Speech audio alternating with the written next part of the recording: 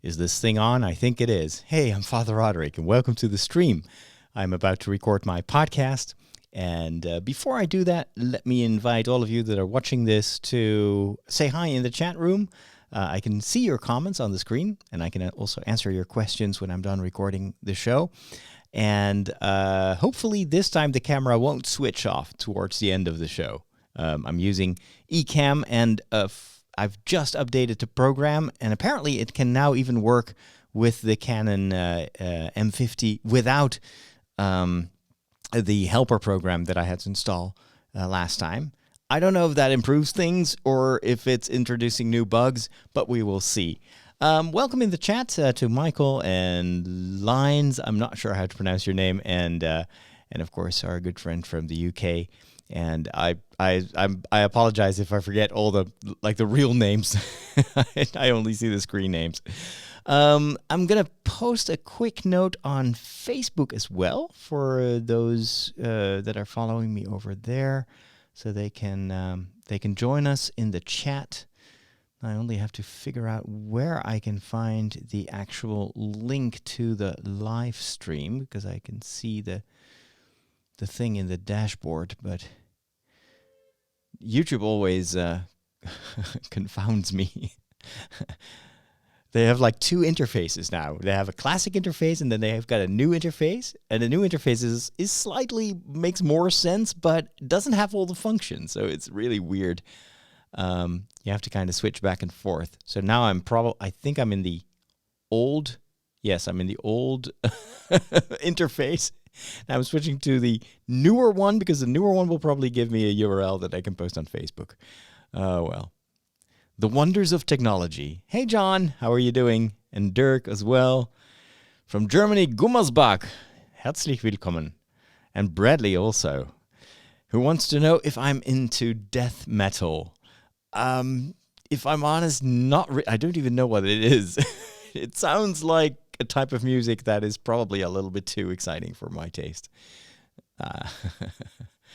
All right, get shareable link. Now it's in the clipboard, and now I can probably post it on my Facebook page. In case you are not following me on Facebook, I'm Father Roderick on Facebook. And I do post quite a bit of stuff on Facebook and on Insta and on Twitter as well. Join me live on YouTube for my weekly show podcast. And then I'll just post a link, and hopefully, actually, now that I have this text, I can also put that up on Twitter. Not that I have much traction on Twitter. It's weird. I have thousands of followers on Twitter, but zero interaction. And it's probably because I'm not using Twitter in the best way. You know, Twitter is good for like news-focused, quick discussions back and forth, and I just don't have the time to do that. That's a whole different speciality. Alrighty. I just posted a kitchen episode for I have a Dutch Catholic channel, and so we go and film in different kitchens with priests or deacons, and they talk about their ministry. And so I just posted a video of a priest where we went a couple of weeks ago, and then his father reacts on Twitter, "Wait a minute, is that a clean kitchen?" Apparently that is very rare. Busted.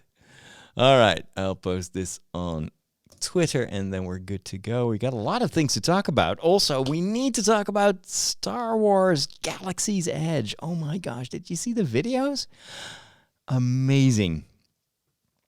In England, it is raining, according to the chat room. Well, here it is about to not only rain, but we're going to have code orange, so very severe thunderstorms and lightning. Well, basically, you know, Bohemian Rhapsody type of weather. Thunderbolts and lightning, very, very frightening.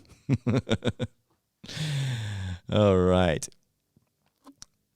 Hey, Dirk knows Norbert Fink, who's a colleague of mine, also a very geeky priest. And I met him several times, even filmed a documentary or one of my shows at his place. was a lot of fun. Galileo Figaro, Magnifico. And we'll do a gameplay very soon. Yes, thanks for asking. I'm setting up stuff. I'm going to actually steal the webcam, not this camera, but there's a webcam on the computer right outside the screen. You can't see that.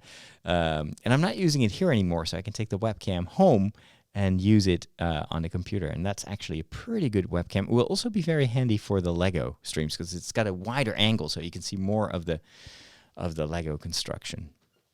James, of course, your name is James. Sorry for forgetting. And Derek wants to know if I've ever walked in the 4 days of Nimeg. Actually, this year I'm going to walk them for the first time in my life. So feel free to keep posting in the comments during the recording of the podcast. I'm not going to react directly on the comments in the chat because that would disrupt the show too much, and then the audio listeners wouldn't understand what I'm reacting to. But after I'm done recording the audio podcast, I'll get back to the comments and I'll go through them and I'll answer those questions. All righty. So don't worry if I'm not responding right away. Let me check the audio volume here. That looks fine. Yeah. I always have to think twice before I press record. Have I got everything in place? Hey, Steven, thanks for dropping by here for a sec. Yes, and James, I saw your homemade droid. That was a lot of fun. Oh, John, you don't want to Google that. Okay. All right. I got to focus on the show, so please keep it clean in the chat, okay? Here we go. I'm pressing record. And, oh, wait. I know what I'm forgetting. I need to have my show notes. Otherwise, I don't know what I'm going to talk about. Excuse me. Let's see. Father Roderick here. Hi, Mike. Episode 111, on top of the 1,000 podcasts that preceded 111. Here we go. Hello, everyone, and welcome to a new episode of my weekly show. And my apologies if you had to wait a little bit before you could listen to the previous one. Kind of forgot to post it. My weeks are a little bit strange, or my days are strange because of the situation of my father. But we'll talk a little bit more about that after the jingle is done. And after I have thanked my patrons over at patreon.com/Father Roderick for supporting me on a monthly basis. I really am grateful for their financial support. It helps me to sometimes get new equipment, to pay sometimes an editor to help me with the videos, and to expand this ministry. So thank you so much for your support. If you want to help, then go over to patreon.com/Father Roderick. You know what's going on? This is what's happening in your world. Face it, Catholics rule. We got Boston, South America, the good part of Ireland, and we're making serious inroads in Mozambique, baby. You've taken your first step into a larger world. It's time for our news segment, and so much is happening in the world in general, but that's nothing new. But also personally in my own life. You know, I explained last week that my father has been hospitalized and has been receiving treatment for clotted arteries in his leg. And the clotting was so bad, there was no blood going to some of his toes. And so he's probably going to lose one of the toes, and another one is in the process of dying. So it's kind of a zombie foot. Very scary stuff. The more serious worries come from the fact that the anesthesia has had a massive impact on his mental, let's say, clarity. So he's currently in a state that they call delirium, which means that he's very disoriented. He can't really make sense. So he's speaking, and he's very upbeat and making jokes and everything, but it doesn't make sense what he's saying. And there are moments that he's a little bit more clear-headed, but other times where he's really very, very far away. So the first concern that we have is to try to get him out of that delirium so that he can at least understand what is happening. And one of the side effects of that state is that he is constantly removing his bandages, and he's very, very restless, causing a lot of problems at the hospital. So it's worrisome. We're trying to go there as much as we can, but it is it's probably going to last a couple more weeks probably before things stabilize, and then we have to think about what is the best place for him to recover and to get back on his feet, because right now with the foot he can't walk, and it's a heavy burden, especially for my mom, who also has her own health struggles right now. But both of my parents are 77 years old.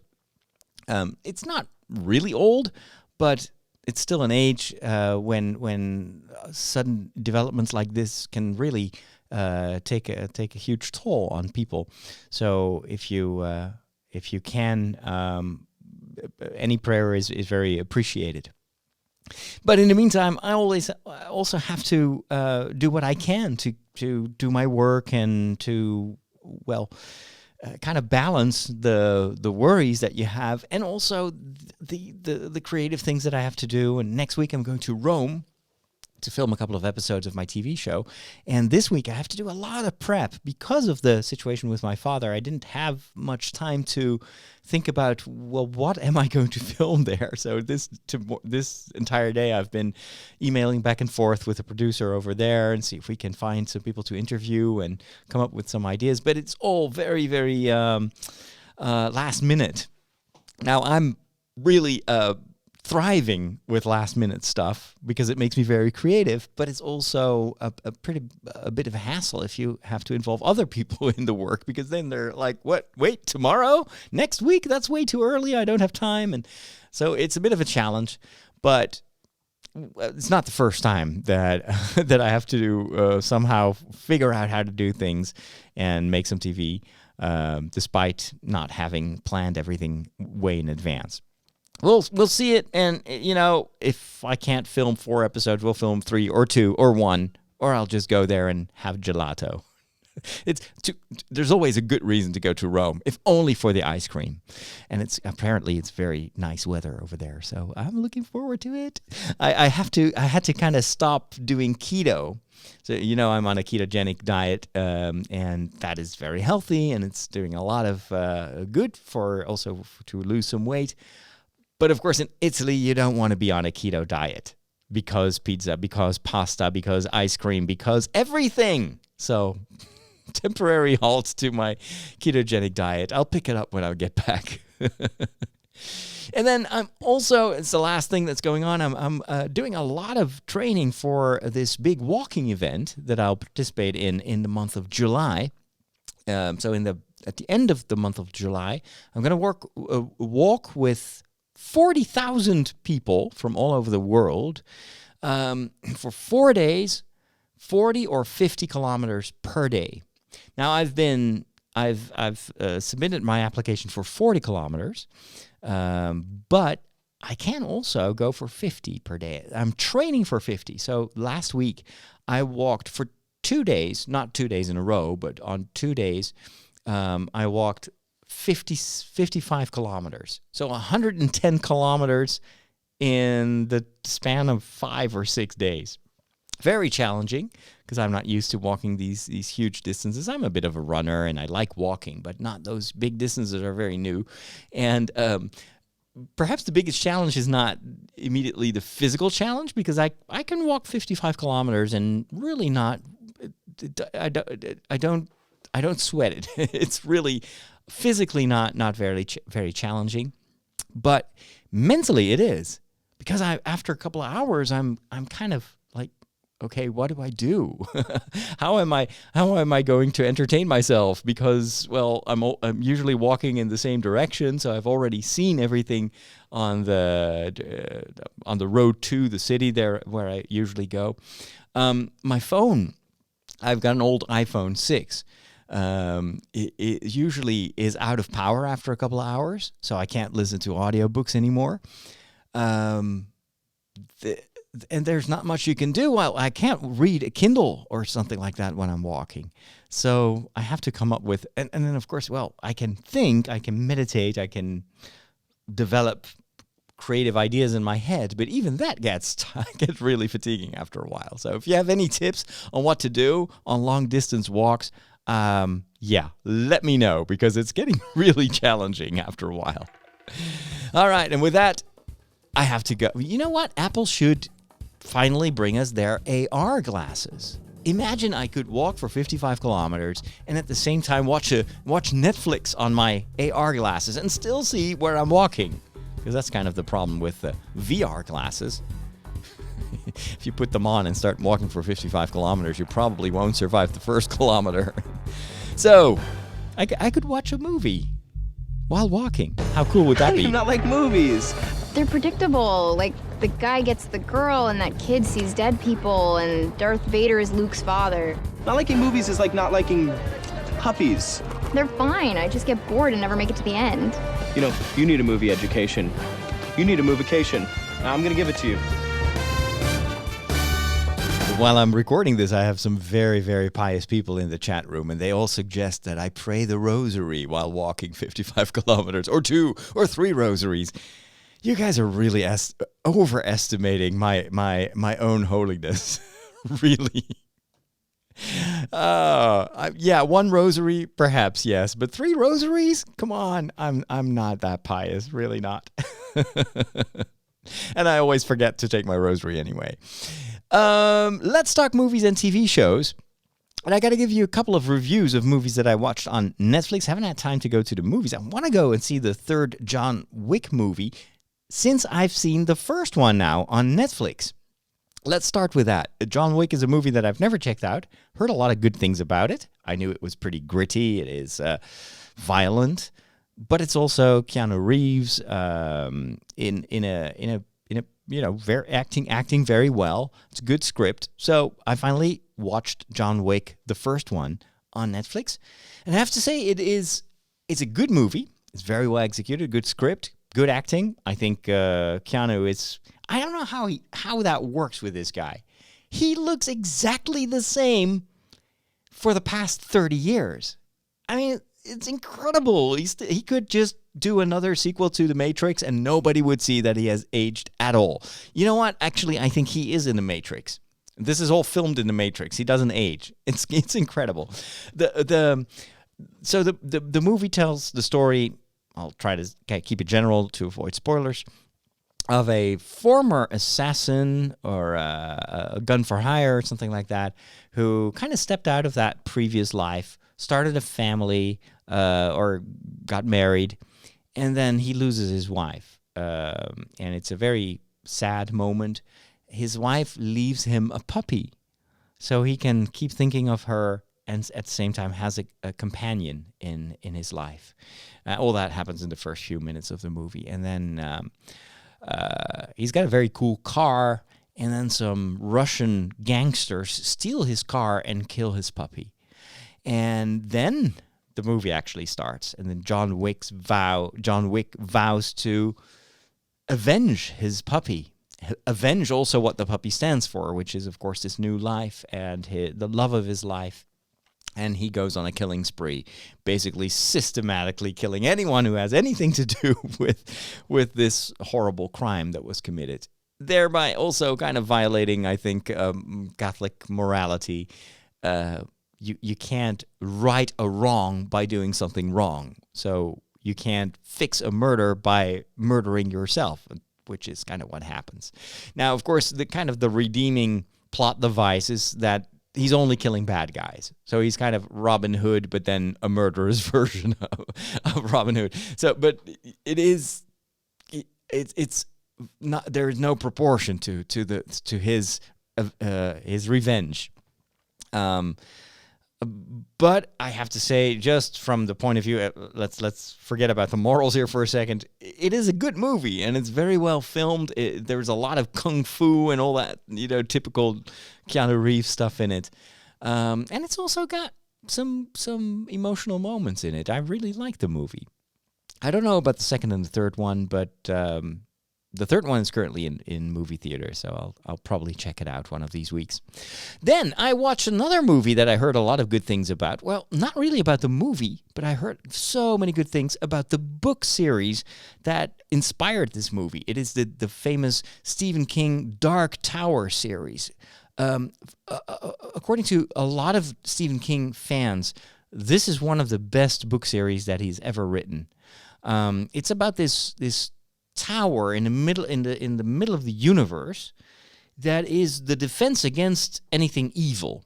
And as long as that tower stands straight, then evil really doesn't have a chance to win in the universe. But then, of course, evil tries to destroy that tower in various dimensions.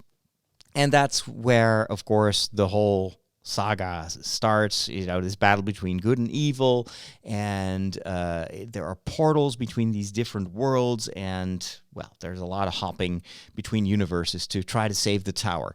So the book series itself, I don't know, it's like 7 books or something like that. It's a tremendous amount of pages to work your way through. So I was very happy that there was a movie. So usually these movies get me going, and then once I've seen the first movie, then I can continue reading the books, but at least I'll have a mental image. But unfortunately, the movie is really bad. It is surprisingly bad, knowing how much the fans love this Dark Tower series. And from what I've read on the Wikipedia, the production itself has been plagued by reshoots and the movie screening very poorly with test audiences. So there's been a lot of tinkering behind the scenes, just like what they did with Solo. But the result is not Solo. It's a lot worse.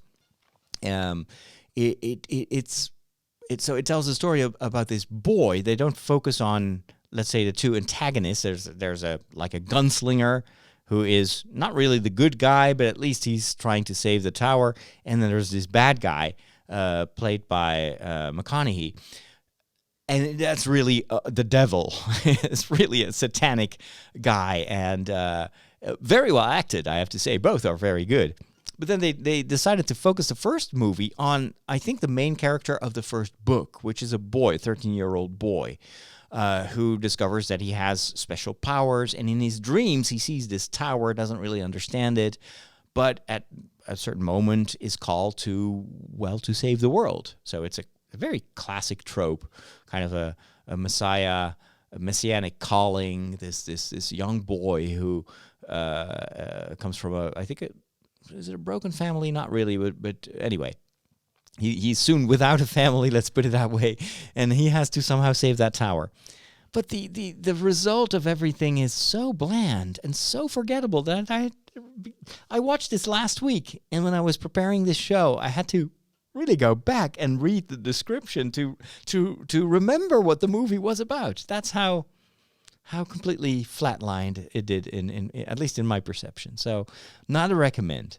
I may want to check out the books now, though, because I hear so many fans of the book series telling me, read the books. It's so much better than the movie. So, who knows?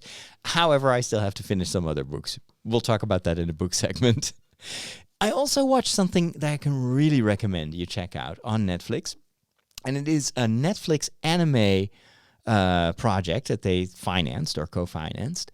It's the product of a Japanese anime company, but they try to also cater to a Chinese audience. So this is an anthology movie, so it has 3 separate stories. The entire thing is called Flavors of Youth, which is kind of a weird title, but the Japanese titles in general are very poetic, and even the style of the entire storytelling, the narrative, is very poetic.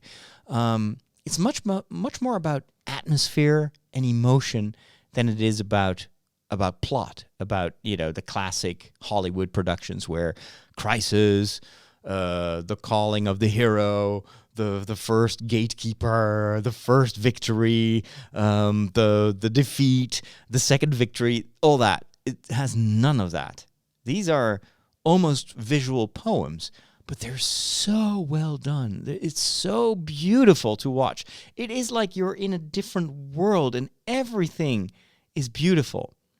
The first story is about a boy who grows up. You see him grow up. And the role that ramen noodles play in his life. So, of course, noodle soup is a big thing in Japan.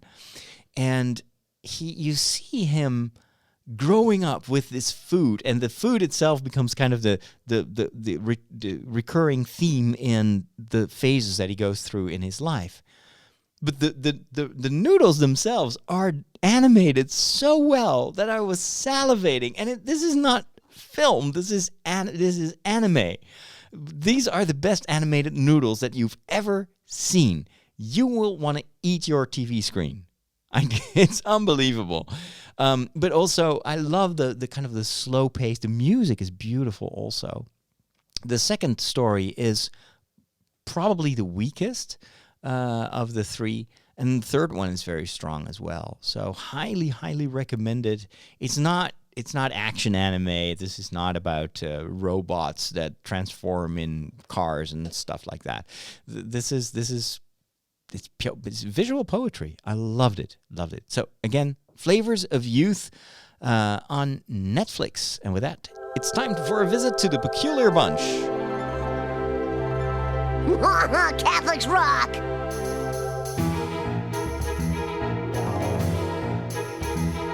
Here at the Peculiar Bunch, we're always happy to tell you everything you always wanted to know about Catholic and Christian traditions, but you were afraid to ask. Catholics can be a peculiar bunch. No meat on Friday. Oh, meat? What do they eat? Light bulbs? Now, for the past weeks, we've been counting down for the 50th day after the Feast of Easter, which will be the occasion of another very important feast. Man, you guys got more crazy rules than Blockbuster Video. And we need to talk a little bit more about this feast on the 50th day after Easter, which is the Feast of Pentecost. And the name itself, Pentecost, comes from Greek, and it means the 50th day, the feast on the 50th day. There is one other important feast that is celebrated in the Catholic liturgical tradition that precedes the Feast of Pentecost with 10 days, and that is the Feast of the Ascension. So it's basically commemorating that Jesus went back after 40 days. That's written in the Gospel stories. After 40 days, he went back to his Father. And then the disciples, the apostles, are invited to pray, to go back to Jerusalem and to wait for the gift, or for the coming of the Holy Spirit. Now, they have no idea what that Holy Spirit is. The only thing they know is that Jesus talks about the Holy Spirit and gives them the Spirit and promises them that this Spirit will be another helper that will be sent so that they can remember everything that Jesus said and did. And that helper will, literally help them now that Jesus is no longer among them. This feast happens in Jerusalem, and it's the very well-known story of the descent on the apostles who are afraid. They've closed all their doors and windows because of there are a lot of people in the city at that moment. They are afraid, of course, still traumatized probably about what happened to Jesus, and now Jesus is no longer there to protect them. And then they hear the sound of the wind around the house where they are, and something that looks like fire descends from the heavens, and all of a sudden they start to speak different languages. And so they go out and preach. They talk to all the people that are there, and there's not just people from Israel at that moment in the city, but also people from abroad, from different countries, and everyone can understand what they say. So it's this gift of the languages, the gift of communication that the Holy Spirit gives them on the Feast of Pentecost. And it's also called the beginning, the birth of the church in a certain way, because that is what we do until today. It is with the help of that same Spirit, we remind the world of what Jesus did and what he said, and we try to live what he himself showed us. And so that gift of communication is central in the mission of the church. It's also, as you can imagine, central in my own life as a priest who is active in the media, who's creating programs and podcasts and YouTube and Lego videos and whatnot. Basically, everything that has to do with creativity has to do with the gift. And creativity itself is also communication. One of the things that I always wondered as a child when I watched the skies, I was a huge astronomy fan, of course. Well, of course, I was a geek, so a very geeky kid. I knew that when I was looking at the Milky Way at night, I was looking at an entire galaxy of stars, and that every star was as big or bigger than our own sun, and that that galaxy is only one of countless other galaxies in the universe, and every galaxy has more stars and then potential planets than you can imagine. So it would always completely dazzle me to look at the skies. It would frighten me also a little bit. And then I had a teacher when I was studying philosophy in Belgium in the first few years of seminary, and we read Pascal, which is a French writer, philosopher, poet.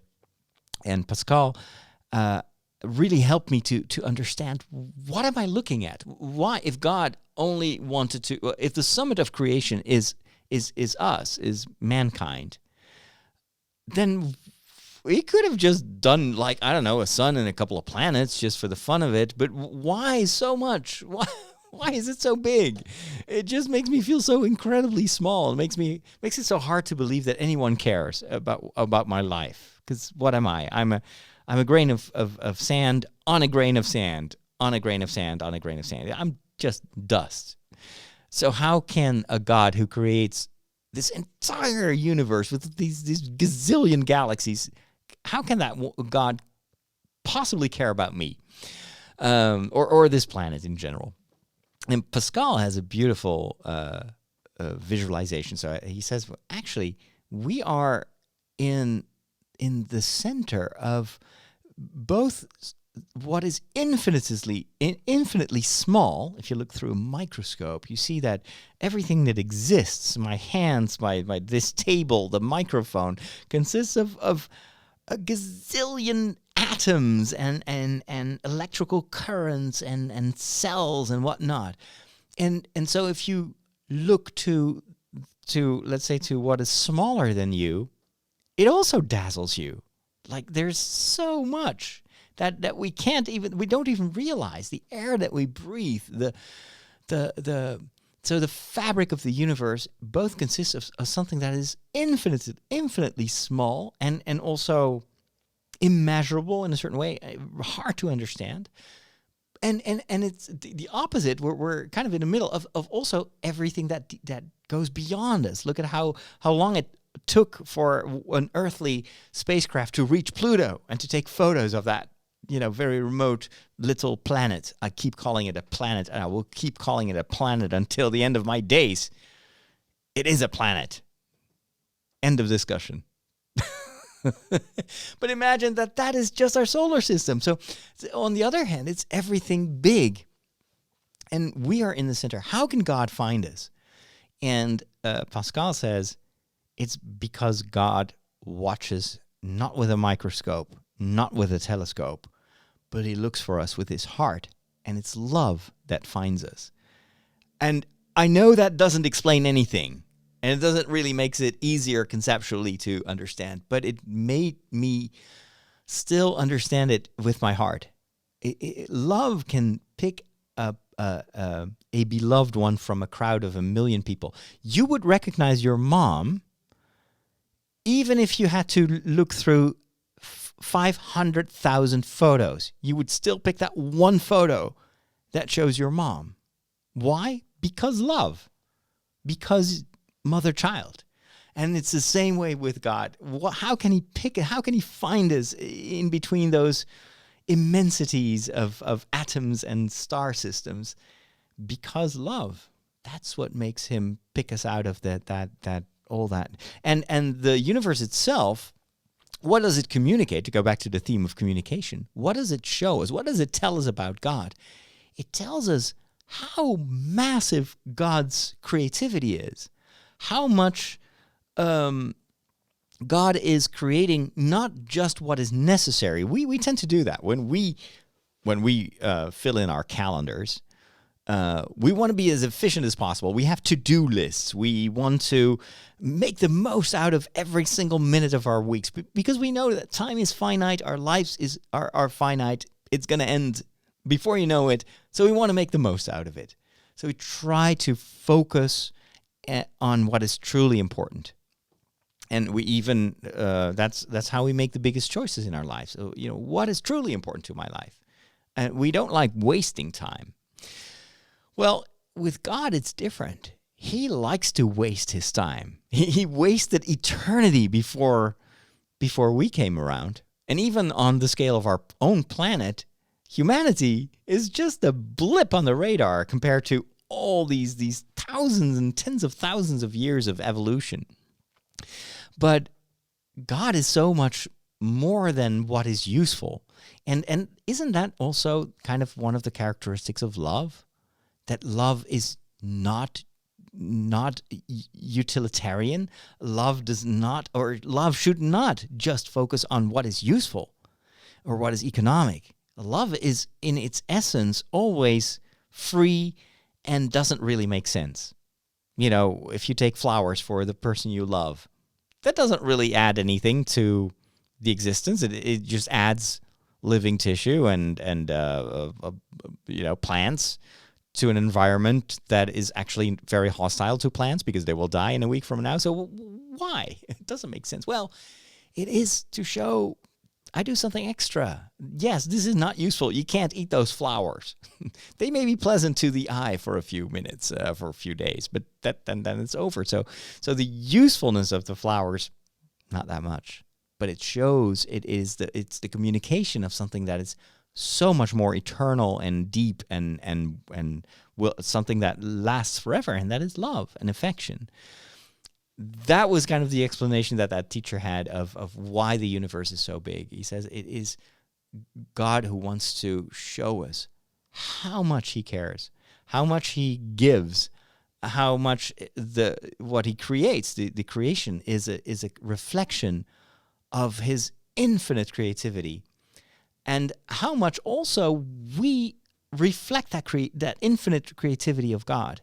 It's something you see with painters, take a writer like Stephen King, and you see what a prolific writer that is, and people are like, how do you come up with these stories? How can you write 2-3 books a year? And he himself doesn't really have an explanation for it. Well, that is the miracle of creativity. It is bottomless. It is. If we would live forever, we would create forever. And that's one of the things that I always associate with eternity when I think of heaven. What are we going to do in heaven? Well, it's certainly not sitting on a cloud and eating porridge from a golden plate. That's going to get old very soon. But I think we will be creative. We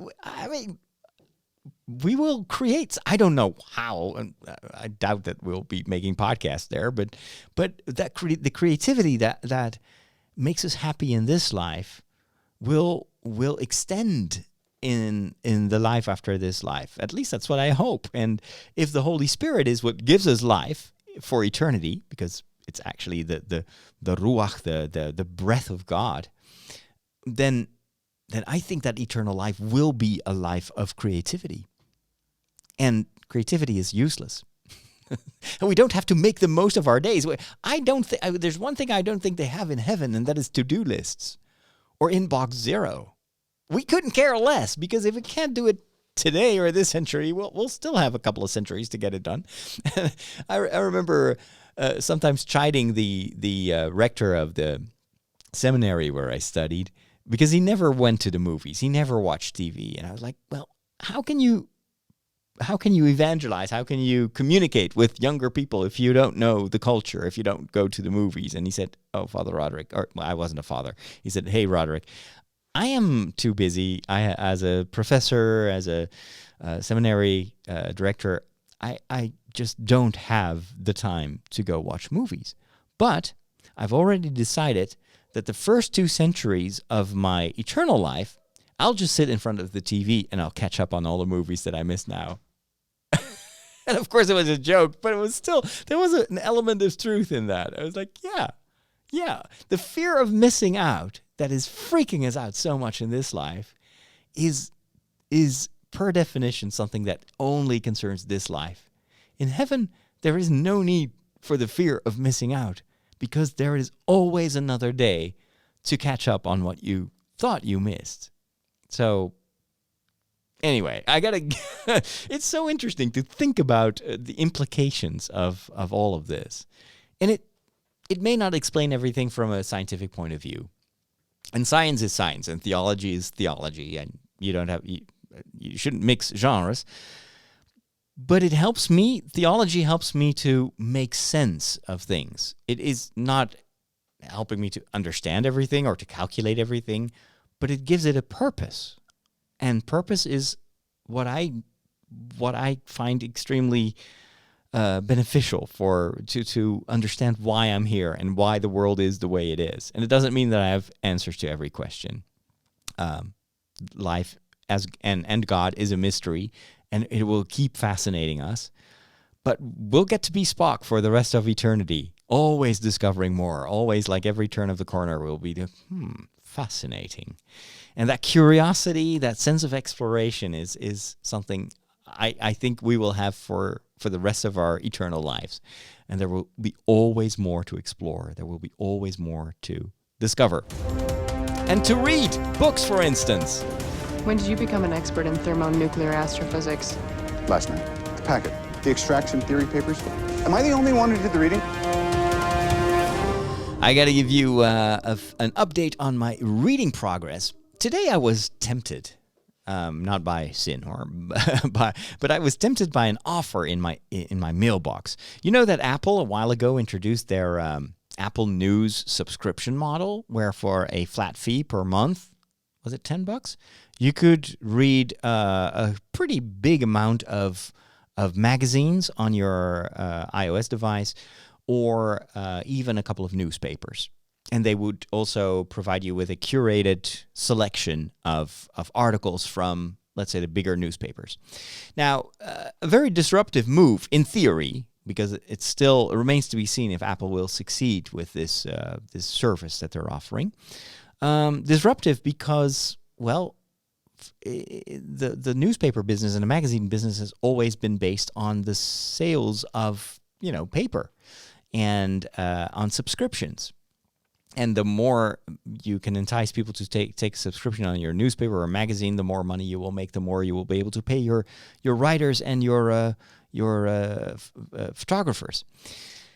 So this flat fee, kind of Spotify approach or Netflix approach to the world of newspapers and magazines is something that is, of course, also scaring a lot of other publishers. And there is this company in the Netherlands, Blendel, that went the way of micropayments. They were actually in the first year, I think they started about 5 years ago. They were advertising that, well, you don't need to subscribe to a newspaper anymore.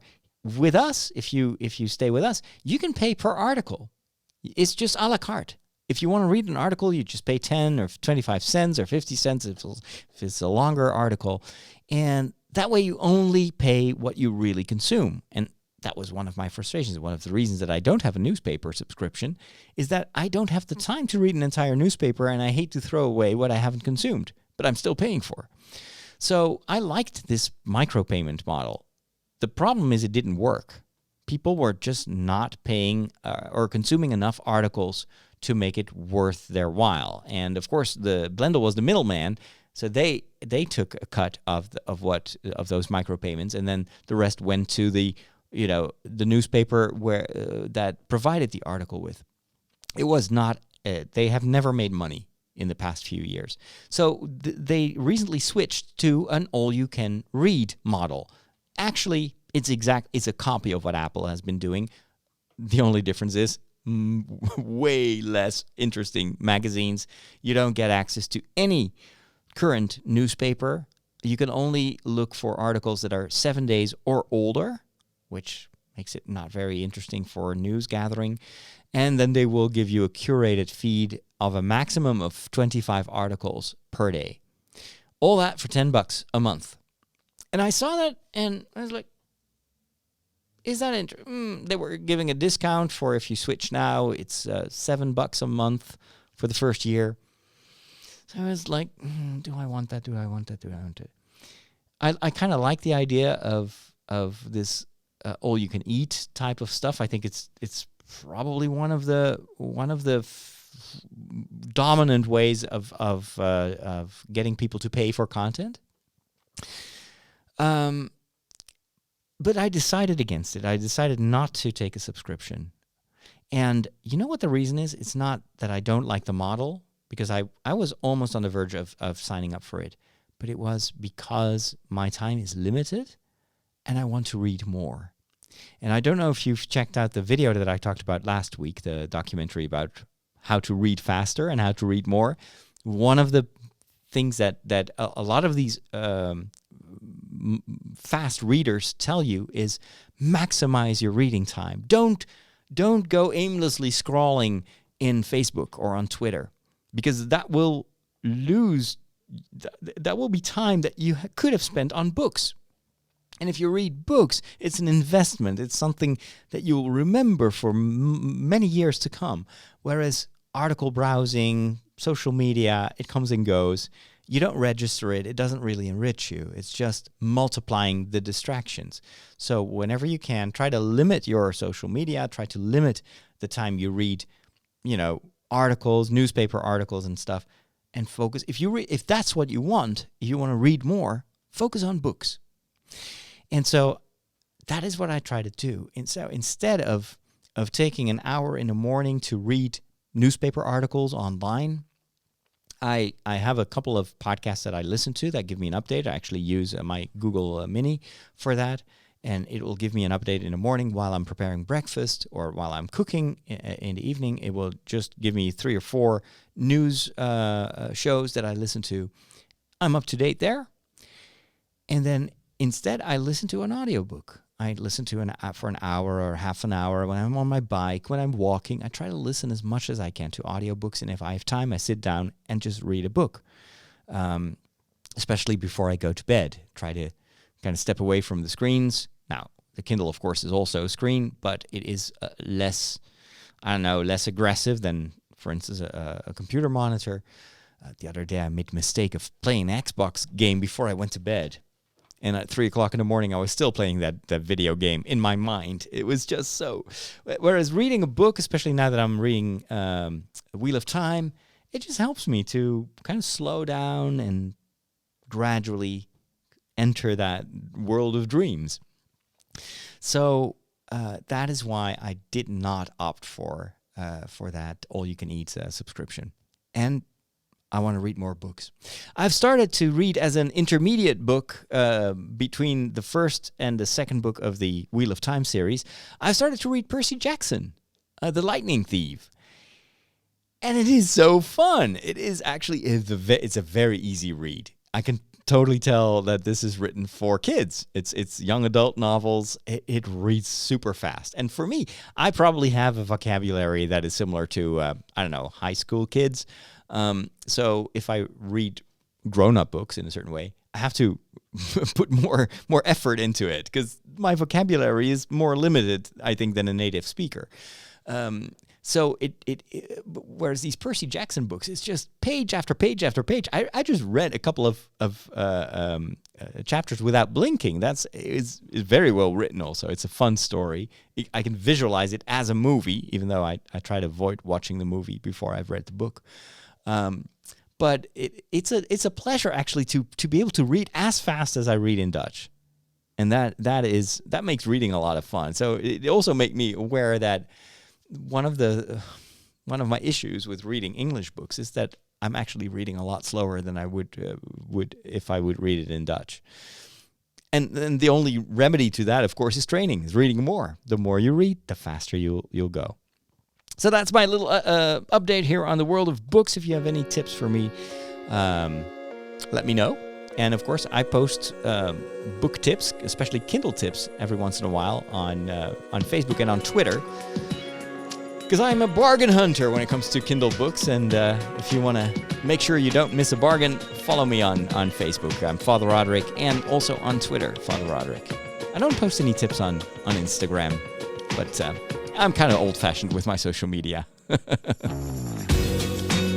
I see aliens. Little aliens from outer space. And how are things in outer Plutonia?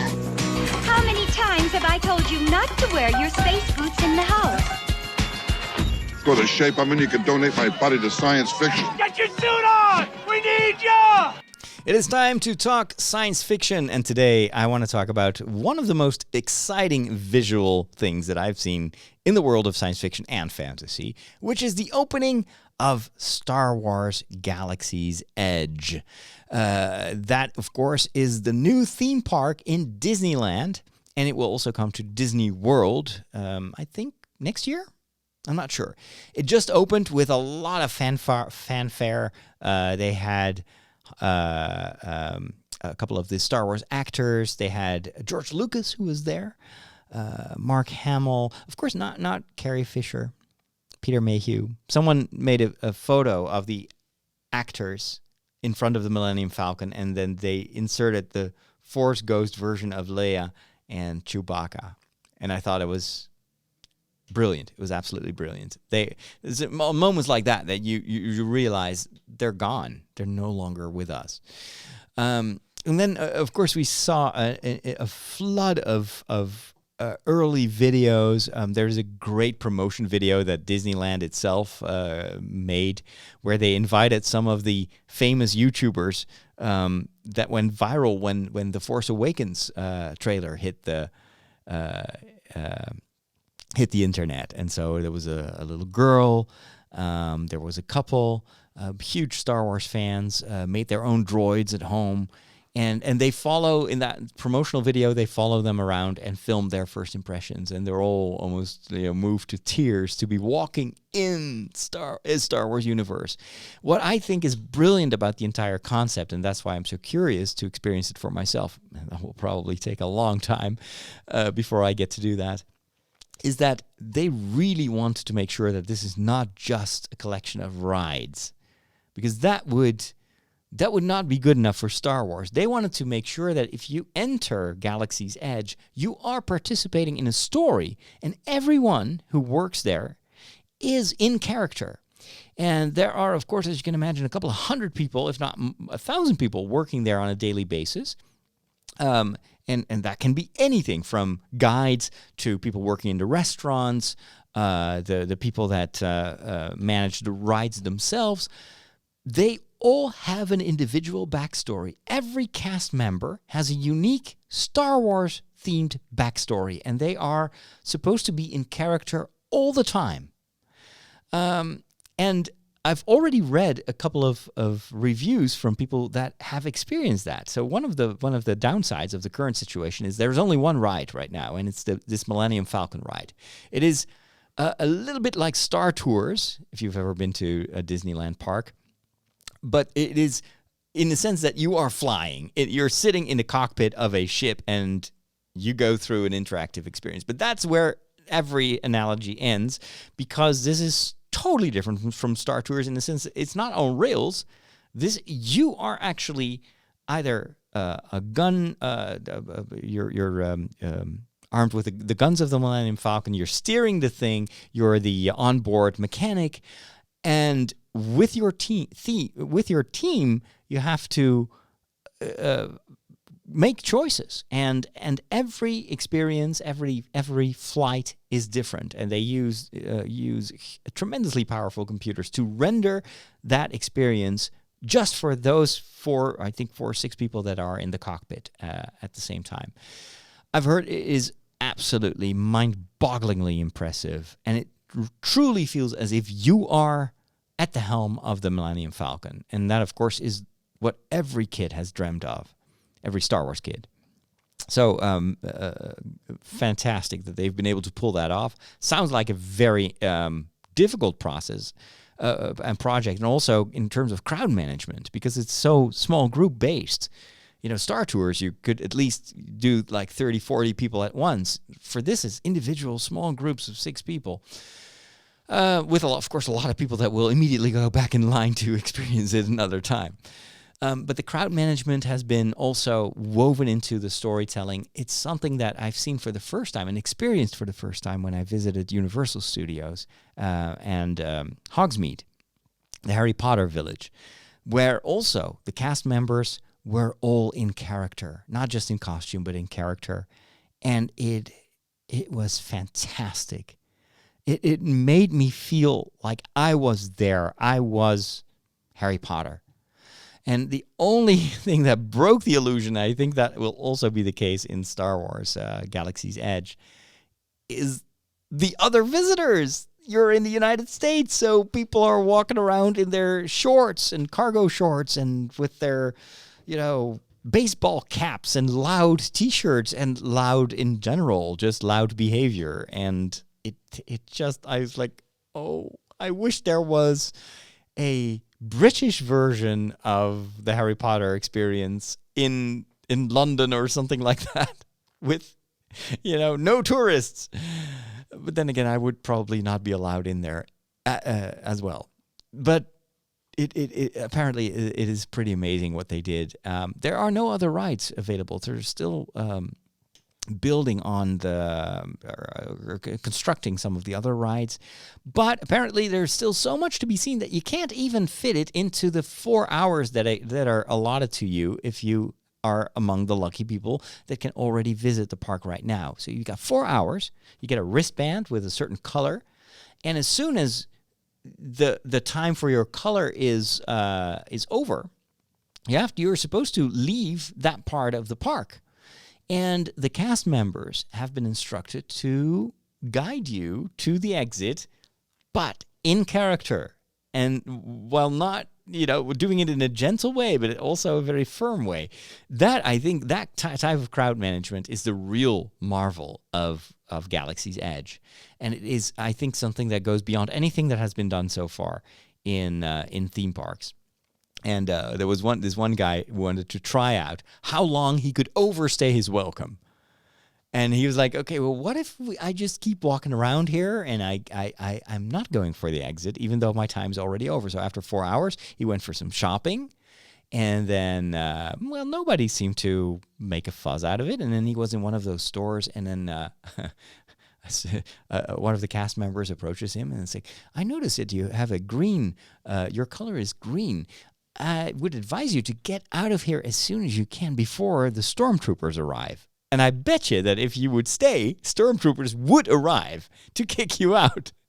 And then he had constructed one of those droids. There's a droid construction thing, which of course is a very, very expensive, basically a shop where you can build your own R2-D2 or whatever using all the, various droid parts.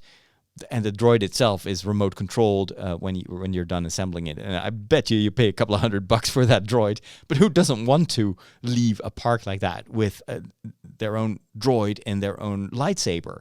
Because there's also a lightsaber shop. It's irresistible, and Disney knows that. Not only do you have to pay more than $100 to get into the park, but then they'll steal another couple of $100 from you. This park could have been run by Apple. If Apple can sell a monitor stand for $1,000, they would love to own Disney. Or do they? Do they own Disney? I don't even know. I don't want to know. Anyway, so guy who wants to test the crowd control, he's kind of gently guided towards the exit, and then he does as if his droid is protesting, and he tells the cast members, well, I want to go, but my droid just doesn't want to leave. He wants to stay here. And then the cast member says, the droid can stay. You, sir, however, you have to go. That is brilliant. That is so Star Wars. That is so genius. I mean, unbelievable. And I bet you that cast member had to kind of think on his or her feet to come up with that answer, but it shows you the quality of the crowd control there. And I'm reading a lot of stories like that. Yeah, I hope that one day I'll be able to walk around in that world, but seeing how far away it is, how expensive it is. Maybe it will come to Paris, but I'm not sure. I haven't heard anything about it, but maybe one day. Maybe one day.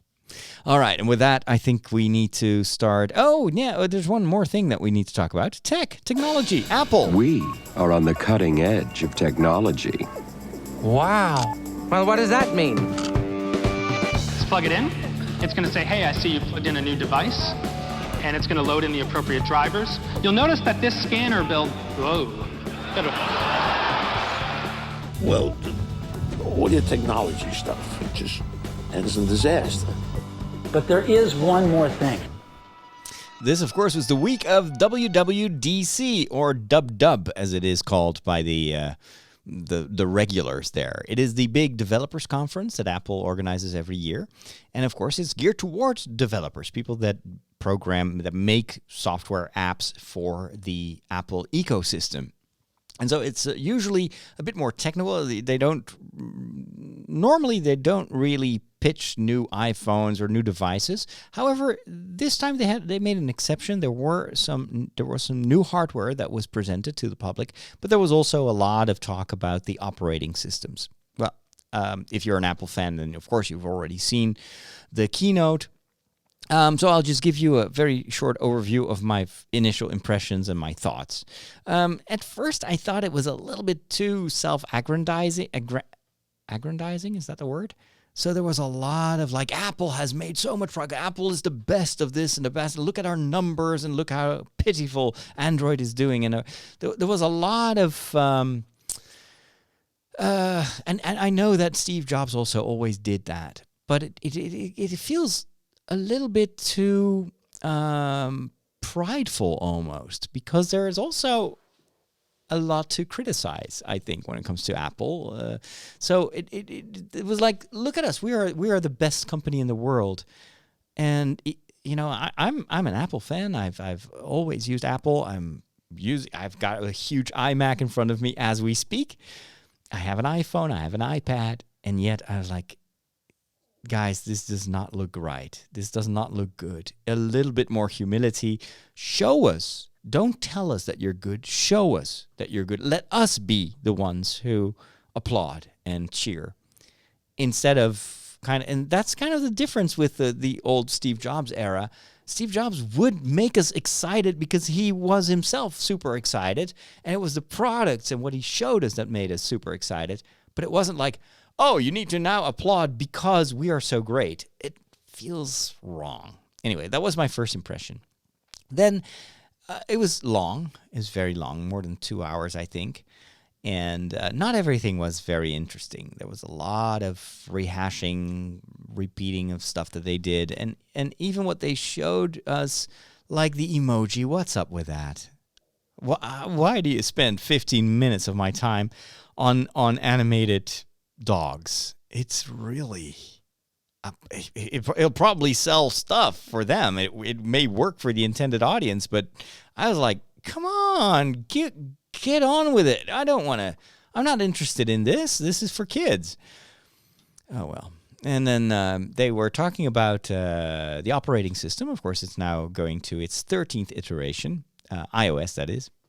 And iOS 13 is now going to be different from the operating system on the iPad. Everyone was expecting this. The iPads are now so powerful and they have such a big screen that the phone interface doesn't make sense on an iPad. It's something that I've always kind of struggled with. Why doesn't it give me... Like, for instance, if I open Instagram on the iPad, it is like a huge, massive phone all of a sudden. It is such a bad use of the real estate of that screen. And not to mention the power of the iPad. The power of the iPad. So they created a specific iPad version of iOS 13, and I have to say I was not that impressed. I felt it's kind of building on top of what they've done for iOS so far, but it still felt very limited. One thing that they finally fixed, because I think it was a bug, well, not really a bug, but it's something, it was really a flaw of iOS, was the file management system. Imagine, like me, you want to just bring your iPad instead of carrying your MacBook with you, and you want to edit a video.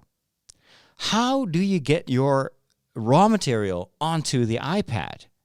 It was a crazy complicated process. It's so ridiculously difficult. Why can't I just insert my SD card and upload those photos onto the iPad or into whatever program I'm using or app to edit?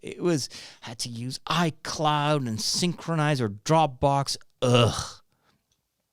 And it was so finicky with what you could attach to your iPad. You couldn't even just use. You have to first buy a dongle to have a USB to read an SD card, and then an SD card usually could only be read by the official photo app. Who wants that? I want to use Adobe for my photos. I want to use Premiere, which is not available on the iPad. But anyway, I don't want to be stuck with just Apple's standard app, which is pretty bad, I think, for photo stuff, or at least for professional photo editing. So they finally opened the file system up a little bit more, so you can now use a regular USB sticks with your iPad. Thank goodness. However, my big disappointment was to hear that it's not available anymore for my iPhone 6 Plus, nor is it for my iPad Air. iOS 13 and iPad OS will not be coming to the two most used Apple devices that I have. Just a few months ago, I paid for a battery replacement of my iPhone, thinking, well, at least with the new iOS, it will get probably a little bit faster and I can still hold on to it for another year. Obsolete. It's over and out. And I am not sure, and that's Apple's problem. I am still not convinced that my next two devices will be Apple branded, because I still don't think that the iPad makes good use of seeing how expensive it is for a tablet. $1,000 for, a reasonably sized, because I want to have a slightly bigger iPad, but it's so expensive. And then it can still not do what I want with it. It's still not a laptop replacement. And then the phone.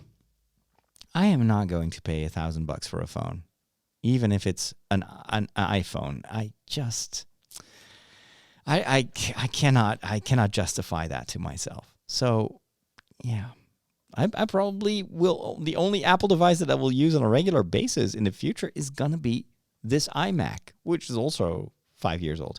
Fortunately, there's still going to be a new version of the operating system for the iMac, and let's hope that it will be compatible with the iMac that I have here, because it's a perfectly fine iMac. It's fast, it's reliable, it's got a beautiful screen.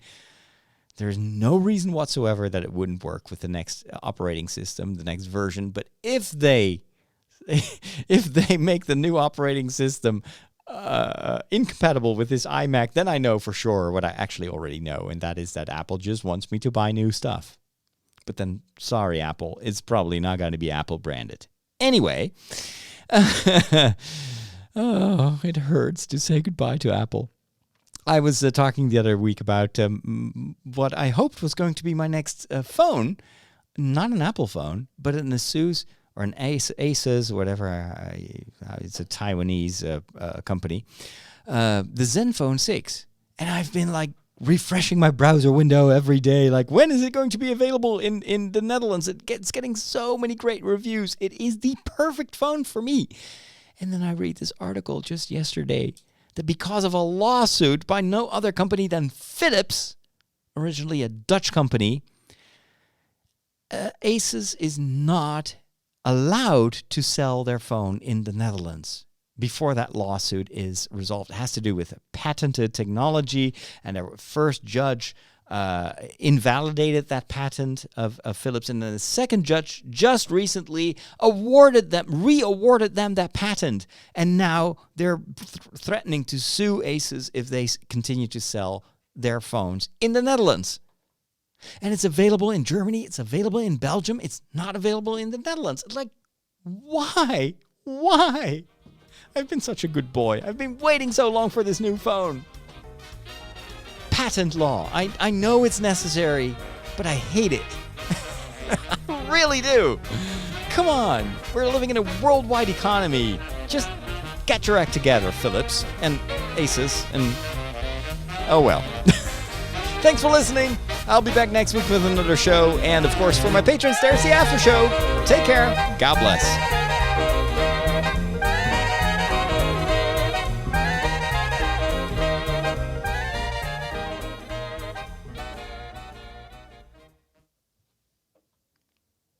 And that's a wrap for the regular show. Whoops. Sorry about that.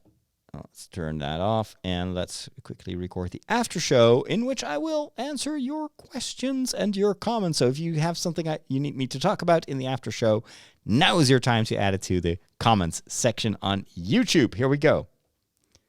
Hello and welcome to this week's after show. And last week, if you listened to the after show, you may have wondered, where is the real show? Where is the weekly show? Because it was not in your feed. We discovered too late that there was a hiccup in the system and it was still on draft mode or whatever. It didn't upload to your feed. We fixed it, I think, yesterday. So my apologies if the show comes right on the heels of the previous show. You can always, of course, skip a podcast. You won't miss that much. Or do you? Here on the after show, we always talk about, well, first of all, what people have been asking me while I was recording the main show in the chat, because I'm streaming this on YouTube.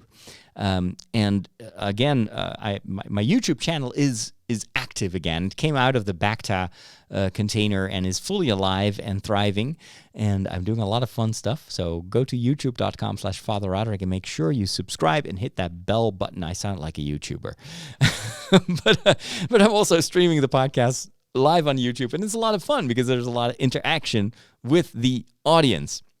So let's see what the buzz is in the chat room. We've got some people from Germany, from the Netherlands, from the UK, from the United States, and probably also Romania. I see some regulars there as well. Let me see if I can find some questions here. There are some questions about what is a sin and is this or that a sin. In general, I always say it's complicated. God wants you to grow in love and wants you to grow closer to your neighbor and to himself. And so the first question you have to ask yourself is not a question of categories like how much of a sin is this or how much of a sin is that, but ask yourself, is this bringing me closer to God? Is this bringing me closer to the people around me? Is this helping me to grow stronger in love? If not, then you have to wonder, could it be a sin? Is this breaking me away from God? Is this doing the opposite of what my conscience is telling me? And that will be a very good guide in determining, and I don't say that sin is relative and that it's all, subjective, but I always think it's important if you want to grow in learning about forgiveness and learning about how to make progress in your faith and grow closer to God, start with the relationship you have with God. And that will guide you, and your conscience will also guide you. And of course, if you want to have a good guidance, go see a priest. That's what we're here for. We're there to help you and to guide you and to help you grow and grow stronger in your faith and to translate that faith in your behavior as well. Bradley thinks I'm the most chilled father on YouTube. Shaken, stirred, and chilled. And let's see, how is my day going? Well, very good, very well. One of the people in the chat says, my father is in the hospital too. I hope your father and my father both get better soon. Mine has congestive heart issues and is having a bad reaction to a recent skin cancer procedure. That's tricky. Heart plus cancer, that is always a bad reaction, or a bad situation to be in. But he's in the hospital. That's a good thing because he's in the best of hands, and hopefully they can find a cure. So I'll be praying for your father as well. Then people get excited that I go to Rome because of gelato. And that is also, of course, one of my main reasons to go to Rome from time to time. Because there is no gelato than Roman gelato. Is the walk for Christians only? That's a question about my podcast, The Walk. No, it's certainly not for Christians only. The Walk is kind of a free flow of thoughts where I share what's going on in my life, where I stumble, where I make progress. It can be about anything that's going on. And basically, if you enjoy the chats that I have on YouTube while building Lego and stuff, that is basically what The Walk is also. Without Lego, though. With more walking. Someone suggests, well, if your phone runs out of power while you're walking these long distances, take a power bank with you. Yeah, actually I should. I always forget to buy one. And I had a power bank, and it just recently stopped working. And then I'm like, I gotta pay for another power bank. I already had a good one, and now it's broken, and it's these things are still expensive. But yes, you're right. Someone else suggests, well, if you're bored while walking these long distances, you could always vlog. The thing is, for vlogging, you need a phone. And my phone, after 3-4 hours, is completely empty. I've noticed that if I use GPS, if I use Google Maps, which I use quite a bit, actually, because I'm not always walking the same itinerary, then that drains the battery very, very rapidly. So it's not just the screen, it's also the GPS that is draining it. And then, of course, I could pray the rosary. Oh, thank you for reminding me that I should be more holy than I actually am. Jamie says, hi, Father. Thanks for making my morning. Oh, you're welcome. And hopefully I can also make your afternoon or evening for every once in a while. That's the advantage of a podcast, of course. You can listen to it whenever you have time. Thomas is reacting to me talking about Apple's AR glasses. He says it sounds like this stupid product called the TV hat that I saw on a show about off-the-wall products. A TV hat. Well, actually, you'd be surprised how many people use their Oculus Go only for watching TV in a virtual room. And to be honest, I've actually also used it to watch Netflix. And it's crazy because it's actually... In terms of resolution, in terms of pixels, it's much worse than watching it on a TV, on an HD TV. But it's this experience of it's the illusion of being in front of a huge screen. You can make a screen that you have to actually move your head around to watch it. So you can create your own little IMAX Netflix theater. And that is compelling. That is very compelling. I don't know why. There's also going to be... and it already exists, but I think this may grow bigger and bigger over time. It's going to be social viewing. There's going to be social listening. Apple is introducing that, so you can share songs that you listen to, and Spotify also has a similar functionality. If there's a song you want to share with someone else, you can listen to the same song, even if you're not in the same place. People used to do that with you just sharing one of your earbuds, but you can now also do it at a distance, and I think that is also going to be big in virtual reality. Is watching a show together and being able to talk about it. Imagine if I would watch Star Wars. How many times have I heard that from people that have discovered my YouTube channel because of my trailer reactions, and they're like, "I wish I could watch the Star Wars movie with you." And chat with you about and see your reaction. Well, in real life, that would be impossible because I would be kicked out of the theater very quickly. But in virtual reality, you can't do that. You could watch the Star Wars movie together and geek out as much as you can because it's in virtual reality anyway. So yeah, let's do that. Let's make that happen one of these days, right? I bet you there would be candidates to watch Star Wars with me in VR. James wants to know, what is a rosary? I always have to remind myself that there are also people that are not familiar with the Catholic traditions that are following me anyway. A rosary is a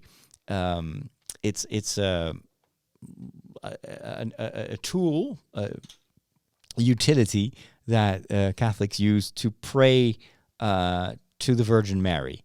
So they pray the Hail Mary, which is based on a couple of biblical texts about the Virgin Mary.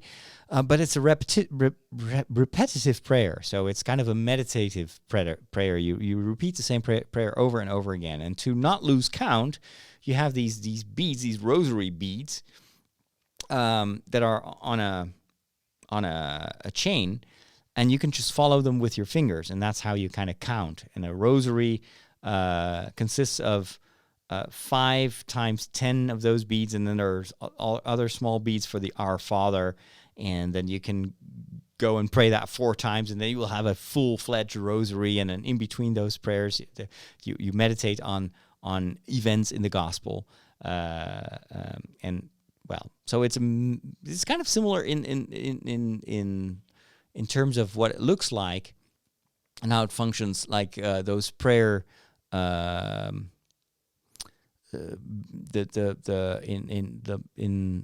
Islam, in Muslim practice, you also have, like, you see sometimes Muslims walking around with it's a little bit smaller, but it is something they carry around their arms, and it also has beads, and they can use that also to pray. Jamie says you should totally walk around with your lightsaber and practice sword strikes. That's probably also going to land me in the hospital, or worse. We are all in the Matrix. Well, maybe. I don't think so. All right. What else can I see? Inge is like, wait, what? You're online? I saw you biking home. Yes, you did. But I actually took the bike back because I forgot to take all the equipment offline. We're going to have thunderstorms later today. And there's always the risk that if lightning strikes nearby, your equipment will be fried. And since there's quite a bit of equipment in these rooms, I wanted to make sure that they're not connected to the mains outlet. That's why I went back, and then I was like, I might as well record a podcast. So that's what I'm doing right now.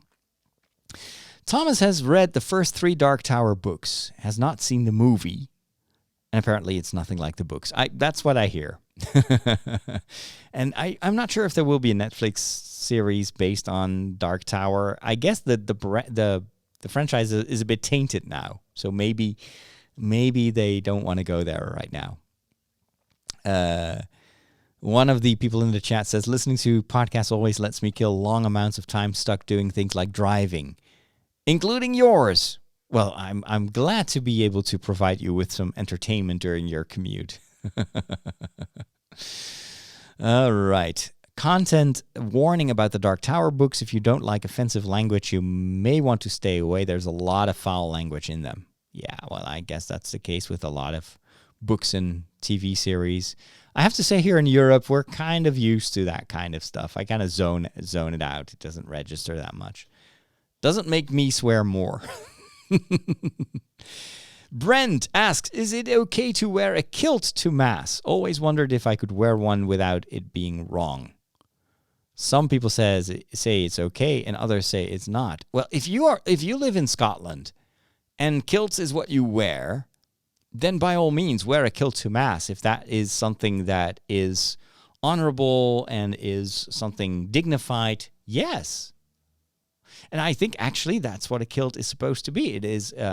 It's not something you wear on a day-to-day basis. You wear it for special occasions, on feast days, and so I don't see why that would be inappropriate for Mass. But then again, I would try it first in Scotland before you try it out in the Vatican, because the Italians may not have the same sensibility, you know. Maybe you will get kicked out. It's all about context, of course. Let's see. Definitely kilts are better than shorts and t-shirts. I agree with that. So in Chicago, you would get a lot of stares because, well, people are not used to kilts. So that's always something you have to keep in mind. Not only would I like that, but would it be offensive, or would it be distracting to other people? And I guess that if there were people wearing kilts in church in my parish, it would it would kind of distract me, probably. It was like, wait, what? Are you guys going to play the bagpipes during communion? So it depends on context. It depends on the customs of where you live. And I think it's probably more important not to offend or disturb your fellow parishioners than it is for you to wear that kilt with pride, because there are probably a lot of other moments where you could do that without causing disruption, if you see what I mean.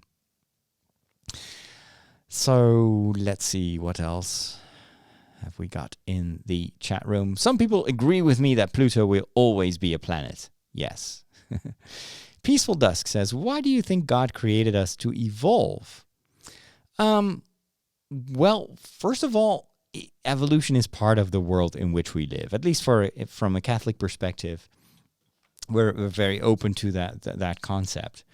And evolution, in a way, is, what does it mean other than the ability to adapt, which is also very human, to adapt, and something that is important. Even in faith, it's important to evolve and to adapt. The church itself also is in a state of constant evolution. It's always changing, the church. Why? Because the Holy Spirit makes the church new over and over again. And the times change, the culture changes. And so it doesn't mean that the truth changes, but the expressions and the forms do evolve. And it's, I think, pretty futile to try to fixate the church or its liturgy, for instance, because that has never been the case. Even in the early centuries, the early Christians, their liturgy, their customs evolved, and they started to change and adapt to the circumstances. And there has been, of course, also a lot of tension about that, a lot of strife and a lot of conflict, because change is always difficult. We don't like change because change makes us uncertain. But at the same time, change is necessary. It's necessary in nature to survive. If we don't evolve, if we don't adapt to climate change, for instance, we're going to be extinct. If we don't evolve to become more resistant to certain, illnesses or viruses, then we're all going to be extinct. So we need to change. We need to evolve. So there's nothing wrong with it, as long as we keep in mind that we're still human beings. We're willed by God, and we're not just the end result of some random evolution. If we have evolved from more simpler organisms, there was a moment when we became human, and we received a human soul. Every soul that lives in us is a gift from God. It's something. It's an eternal gift. It's not the product of evolution. Our bodies are, our brains are, everything that is physical about us, and even psychological, is often influenced by evolution. But the soul itself is immortal and God-given, and that is what distinguishes us and sets us apart from everything else that evolves and is created. Let's see what else. Tom, we talked about eternity and how useful that will be to make your peace with the fear of missing out in this world. You can always read the books you've missed in the world to come. Let's see. We talked about newspapers, of course, and the advantages of these unlimited subscription models. I still think that the flat fee model, it could still be, very, very menacing for newspapers as we know them today, because the money that you pay, if you pay $10 to Apple for an all-you-can-read subscription, it still means if I read 5 magazines, that those $10 are going to be split up between Apple and the publishers of those 5 magazines. So in the end, I wonder if they will make enough money. And the same happens with Spotify. Some of the lesser known artists don't make much money on Spotify because those few people that listen. So sometimes it's a better option to go completely indie and just sell your recording straight to. That's why I think Patreon is such a success. The other day I was looking into how to get the podcast on Spotify, because I'm hearing more and more people use Spotify to listen to podcasts. And at first, to get your podcast on Spotify, you had to be one of the bigger companies. I think now it's getting easier, but you still have to host your podcasts on some of the more kind of common, current, bigger hosting companies like Libsyn. Unfortunately, we just moved away from Libsyn to FeedPress, and FeedPress is not in the lineup of the companies that Spotify works with. And so, again, to make money as a podcaster via Spotify, there are technical options, but I think it's much more, probably much more useful and more personal also to go with something like Patreon, or do a tip jar like a lot of the YouTubers do, and the Twitchers. Is that how you call them? The people on Twitch.tv. The personal connection with your audience is probably a much better way of finding support, and that's why I record this show for my patrons, because I value that personal bond. It's a small group of supporters, but I value more the personal nature of the Patreon system rather than those models on YouTube where you have to have 100,000 views to make $10. That may still make you some money, but it also means, what am I going to do with 10,000 people? There's no way that I can have a personal relationship with those 10,000 viewers. Anyway, all right. Just to say that I'm very happy with Patreon and with you as my patrons. The Disney World version of Galaxy's Edge will open this fall. That's good news. We're talking a little bit about Disney. Some more thoughts in the chat about the Disney experience. Jamie says, what upsets me is that Disney claims to need to raise their prices because of overcrowding, and yet they clearly have the ability to control crowds. And no, Disney is not owned by Apple. But Disney seems to be out of control. And this is coming from inside experience as a cast member. I've heard that, and actually it's also one of my concerns, that Disney is using any reason to raise the prices of the theme parks, and it's more than $100. And you know what, I mean, I can understand, because it's a unique experience, and you do get a lot for that money, and it's not something you want to do every week anyway. But you know what I find sad about those high prices is that it makes the Disney theme parks unattainable for people with lower income. And so it creates a difference between who gets to enjoy Disney. Because if you are poor and your parents are working overtime to just pay the bills and go from paycheck to paycheck, then Disney is no longer available for those kids. And there's something sad about that. You know what I would appreciate Disney would do? They're making a ton of money anyway. If I would pay $100 to go to Disneyland, that $50 would go to enable a poor child or a poor family to go to Disneyland. That I would gladly give them $100 if they would do that. Just an idea. Call me, Disney, if you want to brainstorm about that. All right. Ladies and gentlemen, I really enjoyed the conversation, but there are so many questions and conversations right now in the chat that this show would take another hour to record. I'll take a look at the chat later on, but right now I have to go home and prepare some dinner because even Jedi need to eat. Thank you so much for joining me today. Have a wonderful rest of your day, and we will talk soon. God bless. Yeah, sorry, it's just So let me quickly go, since we're on YouTube anyway, let me quickly answer a few more of your questions. There's going to be E3 also next week. Yeah, that's cool. Killer Podcast wants to know, how does someone go about meeting you? Well, I live in the Netherlands, so that's kind of far away. The best way to meet me, at least more or less personally, is by visiting the YouTube streams. That is a very personal way of meeting me. And then if you really want to meet me, you'll have to go to Amersfoort, the Netherlands, and I don't know, invite me for dinner or something like that.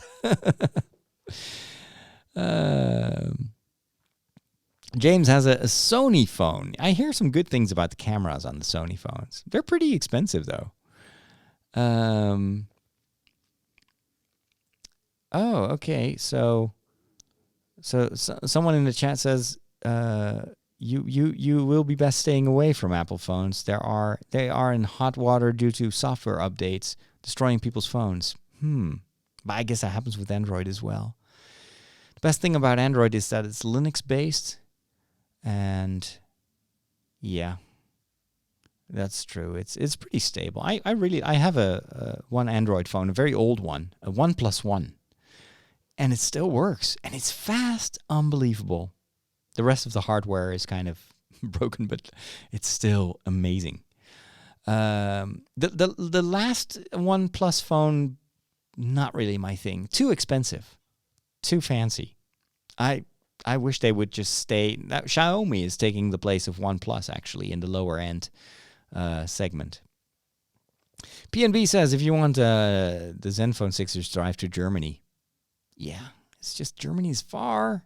It's a couple of hours. And then where do I go to buy it then? And what do I do if the phone breaks? Gotta drive all the way back to Germany. Yeah, the planned obsolescence is preventing, I think, a lot of people from buying more Apple stuff. But at the same time, it's also what other companies do, also in Android. Let's see, what else have we got? Yeah, there's going to be more Lego building, absolutely. There are more Lego streams. We're going to build an X-Wing fighter and an architecture set, which I'm super excited about. Have I checked out any of the new Star Wars canon books since 2014? I've started to read a couple of them, but I'll let you know in the podcast when I finished one of those. What's a common problem that people come to you with? Wow, good question. All sorts of problems. With older people, loneliness. Definitely. Anchor makes a great little power bank. What are my thoughts on Pride Month? Yeah, it's very big right now, and I feel it's almost a reaction to the discrimination that happened in the past. I personally, I'm not a fan of the kind of the very exuberant, like in Amsterdam. It's sometimes a bit vulgar. I mean, I can understand why it is important to a lot of people, and perhaps even in society. But I don't know. It's. I also know a lot of people that are either gay or lesbian, but would never participate in a Pride Month. So I don't know. It's a bit loud. Let's put it that way.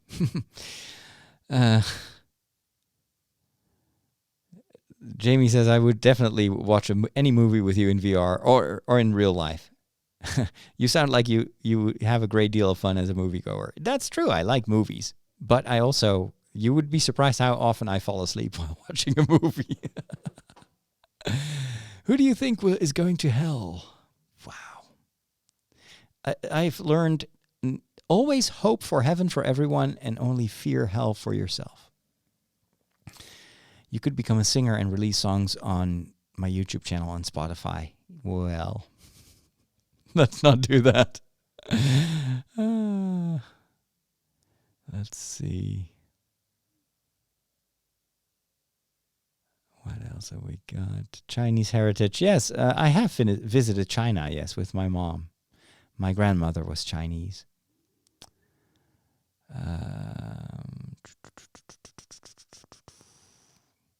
Hey, Coffee Pie.